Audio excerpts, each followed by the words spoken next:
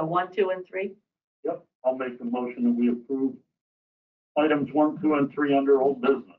Okay, and I was here, but I was here via Cape Cod, so I will second that. And all in favor? Aye. Aye. Opposed? Seeing no proclamations and certificates this time, we'll move on to new business. Motion to approve the actions listed in number 1, items A and B, Make that motion. and I will second it. All in favor?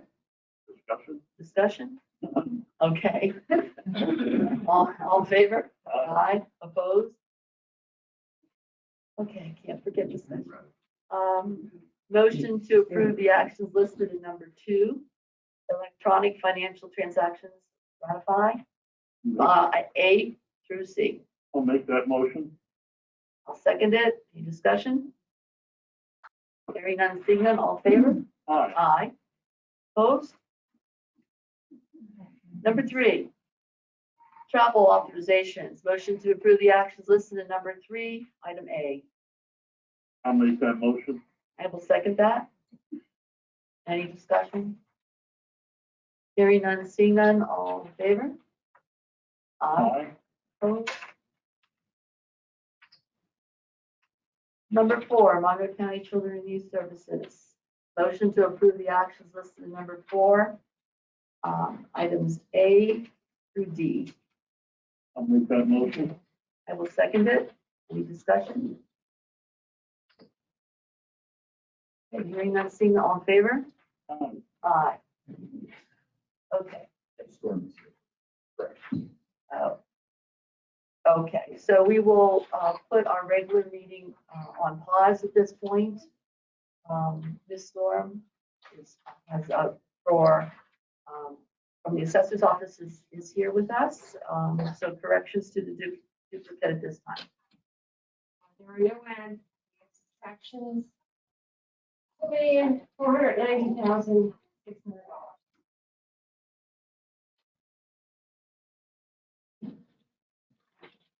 Do I hear a motion? Does that put us in the negative? I move that we accept the corrections to the duplicate. I will second that. Any discussion other than questions? Hearing none, seeing none, all in favor? Aye. Aye. Opposed? Okay. Thank you. All right, now we will go back to our general minutes meeting here. I think we did 4, right? I didn't mark it. Yep. Okay, 5. Commissioner's office. We would like to, if you notice E under the commissioner's office, we would like to table that item for today. A little more research needs to be done on that. Is that right? Anything else? Waiting for an opinion, that's all. Okay. You can't, no, sir, you have to wait to the very end now.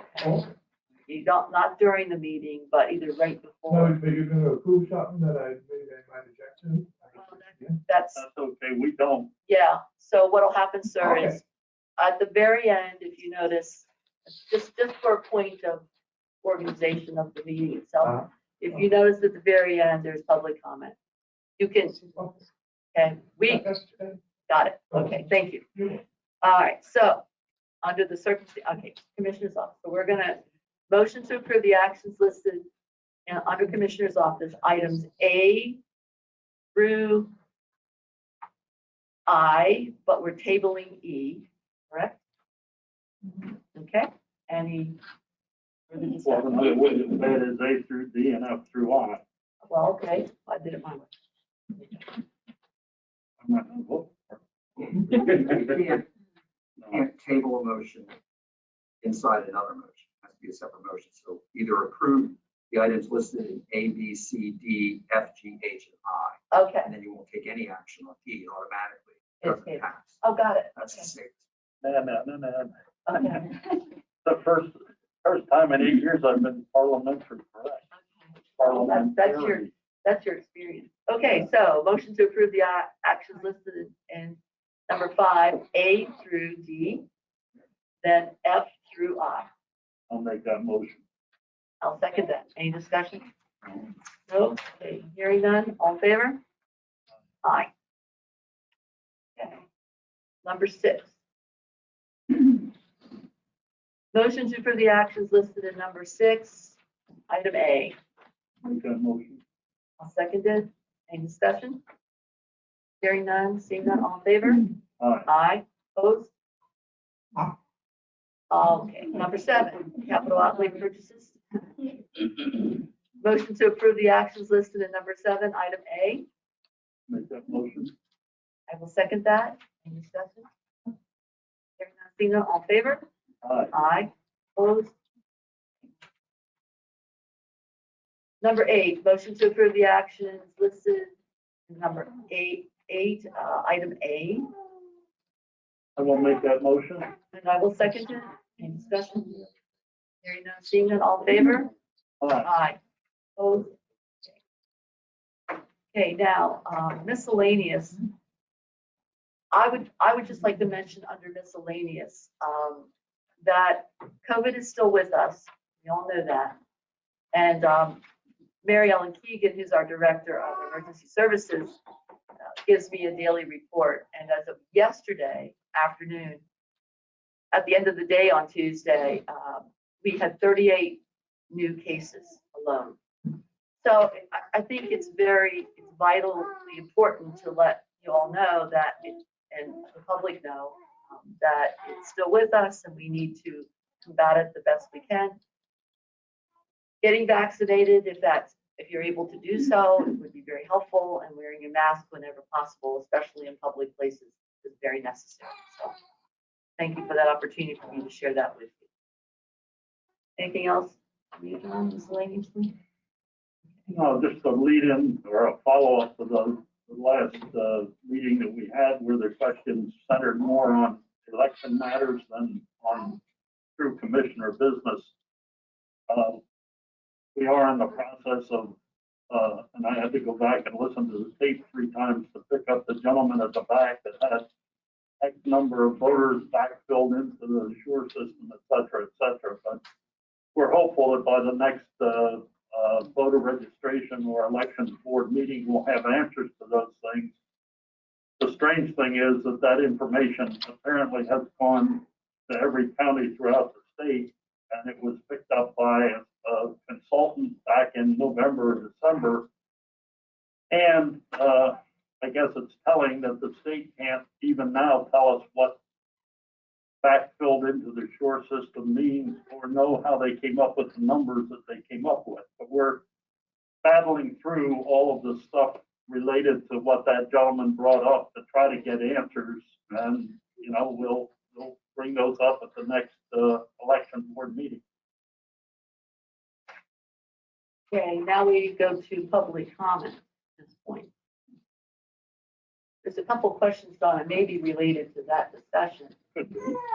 However, I'm going to let you voice your statement, but we're not going to have a full discussion about that. That should be done at our election board, where we have the figures, the information, everybody present at that point. Okay? I'm just going to lay that out there for you. Ma'am, your hand is up. Just an FYI, backfill means that in just before the general election, these 1,302 names were registered with dates previous to the primary, and yet during the primary, they were not listed as registered. That is our interpretation of it, which basically means that there's a period, I think it's 15 days prior to the election, that is the cutoff date for registration. So if you register 16 days ahead, you're eligible to vote in the primary. If you register 15 or 14, 13, 12 days ahead, you're sort of put in a queue, but not permitted to vote until after the primary, at which point you're put back into the SURE system, or you're put into the SURE system. Now, if that's what it is, that's what we think it is. And I'm unsure as to whether the fact that the election was postponed due to COVID from May until June last year, whether the 15 days moved up to, but that's the information that we're trying to get hold of so that we can give you accurate information. I mean, we can sit here all day and spout out answers, but I think given the gravity of what was brought up at that thing, what we're trying to do is show that we had as complete control over it as we possibly could, and that there was nothing untoward going on. So that's why I would ask for your indulgence while we dig this information up. Similarly, the shocking number of 17,375 voters removed from the voting rolls following the election in November between then and February. So again, there's a period of time where if you don't vote, and again, I believe it's for a 5-year period, you're automatically expunged from the rolls, and that can't happen until we see whether the vote that was cast in the general was the end of your 5 years or whether you went beyond 5 years. But again, it's easy to sit here and opine on these things without having complete data. That's why when you come to the voter registration or election board meeting next time, I hope that we'll have pretty definitive. What we're trying to do is come up with a column that says here are the numbers of the transgressions, so to speak. Here's what it means. You know, your description, I think, is an accurate one. And then here's our take on why it might have happened to the magnitude that it happened. So that's what we're trying to put together. And you can imagine that when the gentleman stands up and reads off these 17, or I guess there are only 8 things, it's kind of hard to sit here and say, yeah, we knew that. I knew one of the 266 mail-in ballots that blah, blah, blah. It's impossible, but given that a review of the tape allowed me to pick up the numbers that he was coming forth with, gives us an idea of what we're looking at magnitude-wise and allows us to come up with an answer. That's my story, and I'm sticking to it. Okay. Yes, ma'am. Relative to what Tom described, the statistics, he talked about, and Sarah May Silfie in our election integrity meeting alluded to the fact that new registrants for the 2020 election who voted mail-in come January in 2021 received the letter from the voter registration to alert them they would need to reapply for this election period. She told us a number of those were returned as undeliverable. Now, these were new registrants. And where did they go between now, that period of time and the end of January? And then his open source information said in this county, it was 3,000. And I think that is something that could be investigated. You have the names of these new registrants, you have the ones for which the mail was returned. And I think we need to dig down and look at where they were, what precincts they were in, and what happened to them. Because how did we pick up 3,000 new voters that disappeared in 4 months? And if this is a legitimate concern, it does impact, as I said the last time, local elections for sure. So, and then I'm going to throw this out there because I don't know anything that's legitimate in terms of the process of doing things. I appreciate your investigation, but since this is such a concern across the spectrum of voters, I'm wondering if it would be possible to include a bipartisan committee of individuals who are concerned about this issue to help the process. It's going to be complicated, and if there's any way we who are concerned can help, we're sincere. And I said the last time, I appreciate that everyone here was working under a lot of directs, trying to scramble to cover that 2020 election. And I believe wholeheartedly everybody did the best that they could under the circumstances. But hindsight is what we need right now, because going forward, we can't have that level of confusion and lack of confidence that it creates. So I don't know if you could invite a committee to help with this or not. I don't know if that would be a legal step. Yeah. It wouldn't? Probably not, but Okay, take it under advisement and make sure that that is what it is. okay, thank you. And at the 3,000 that you're quoting here, it's not 3,000 even, it's, I don't know what the exact number was, but it was started with 3,000 hex number after. see, after the last meeting, I thought the numbers that, was his name Tom? Yes, Tom read off were achieved from Sarah May's office it downstairs. may have been. Oh, was it? Oh, okay. So I went down and I said, where did these numbers come from? They said, she said they got them from the state. And then, after the fact, I see that Blair County's election supervisor got a list of the same questions. Obviously, the numbers were different. So I just want to be able to pin down where did the information come from. But the 3,000 plus or minus a few that you're talking about came from Sarah May, not from the state. The 3,000 people who registered when they were sent the information for you have to register again, they came back undeliverable. That came from downstairs. Well, Sarah shared with us that X number, she didn't say the number, but that they sent out the letters in January as the process would ask them to do. And a number came back undeliverable. That number she didn't share with us. The number that Tom presented was from some open source. I'm sorry, I don't know what it was. I've added that as number 9 to the list of questions to try to get an answer to. You had your hand up now. Yeah, well, I'd like to thank you, like John had said, I was here for the election and everything, and it was a little bit of chaos. And it's very hard to find people who want to serve right now, and thank you for serving. But my question is, why can you have civilians from both sides participate on this investigation or whatever needs to get done to remedy whatever errors happened during this past election? Because we're both suffering, both sides are suffering right now, the consequences of what happened in November. And you just mentioned, COVID, which is real, which is happening. And you said we have 38 cases yesterday. And, my heart goes out to anybody who's ill. But my heart also goes out to everybody who's suffering with this. And 38 people is 0.0002% of our Monroe County's population.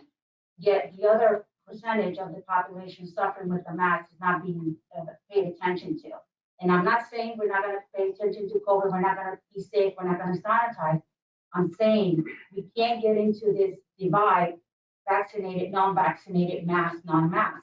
We're a community here. We're supposed to be helping each other out and taking care of each other. So we can't just take care of one side and not the other. I think we are taking care of each other. Yeah, I hope so. I hope so. Thank But you. going back to the civilian participating. Okay.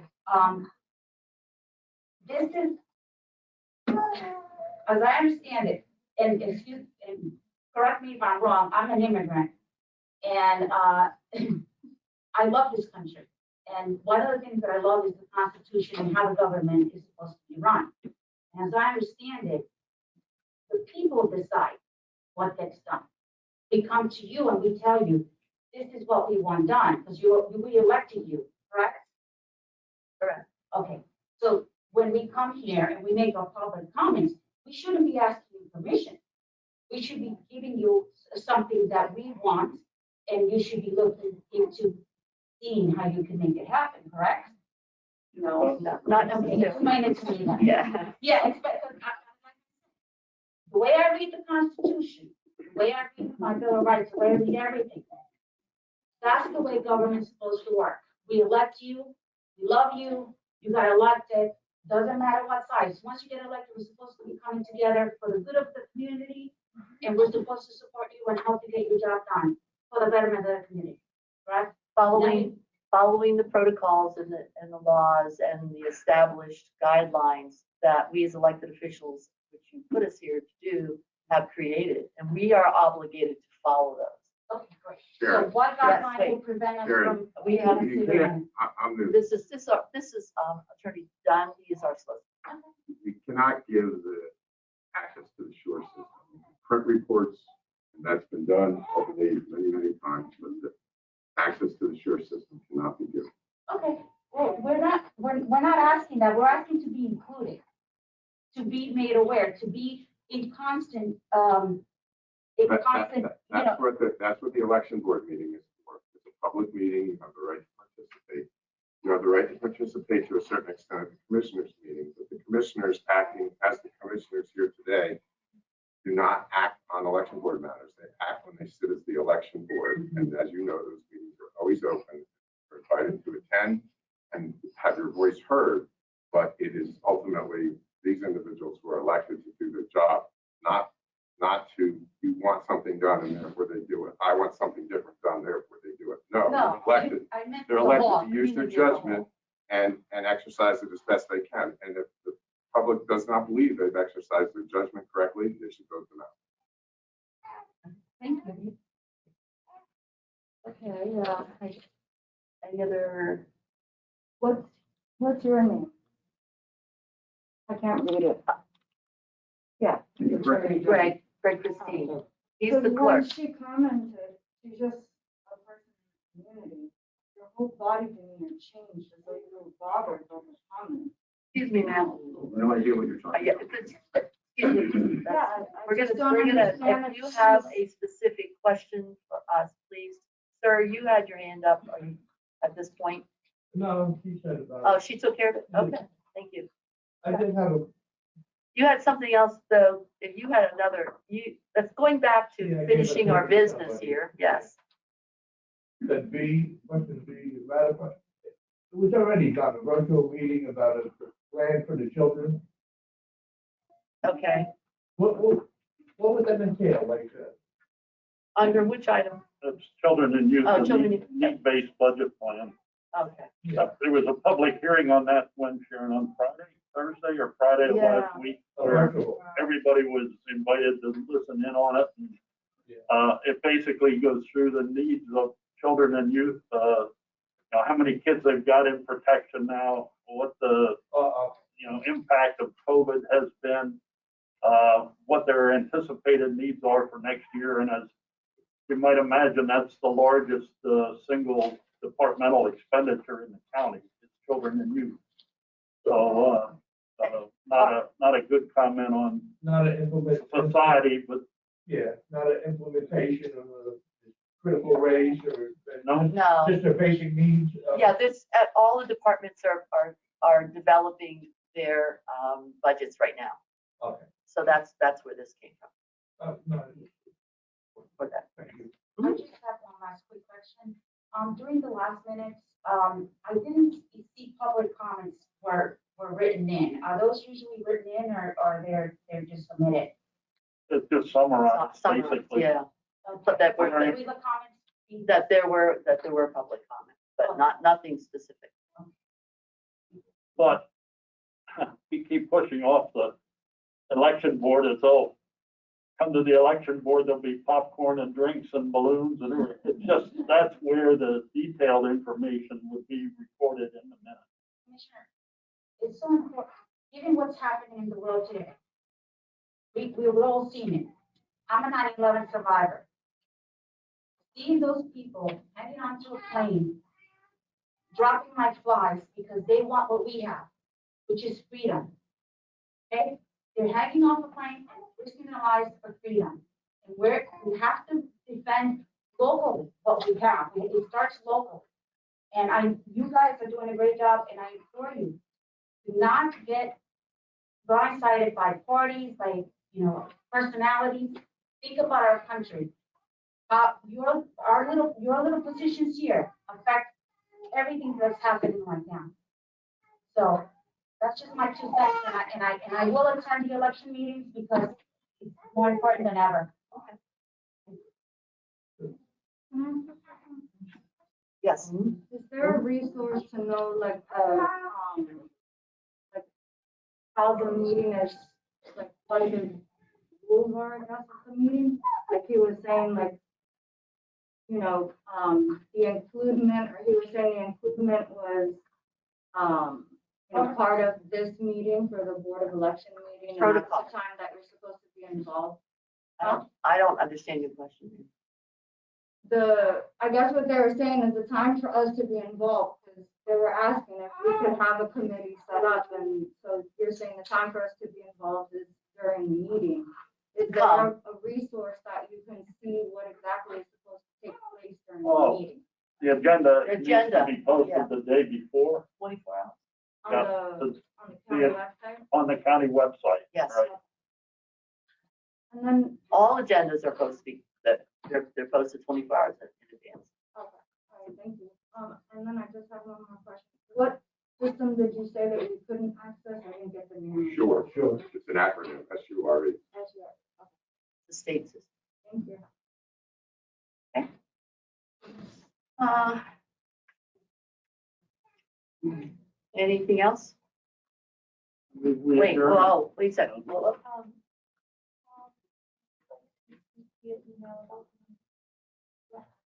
I don't know how to add a comment and don't want to interrupt.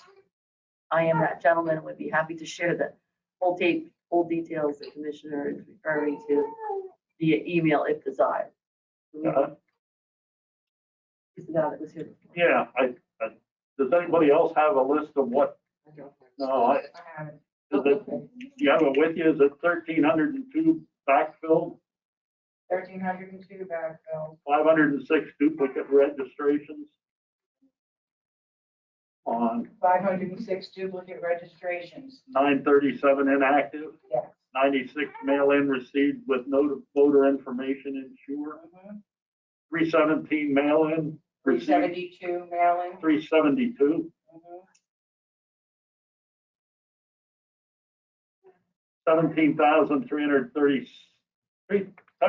17,375 first-time voters. Yes. 6,178 voters removed from voting rolls from November through February. Yes. 266 mail-in ballots not received or sent to out-of-state Recorded that were sent out of state. reported.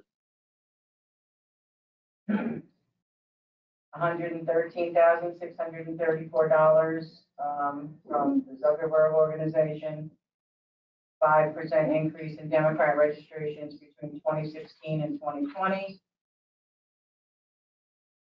Biden receives 26.9% more votes than Clinton in 2016. That's all the stats I have. Gotcha. We're on the same So, page. Tom, if you're listening, I think you are. I think that we have the details.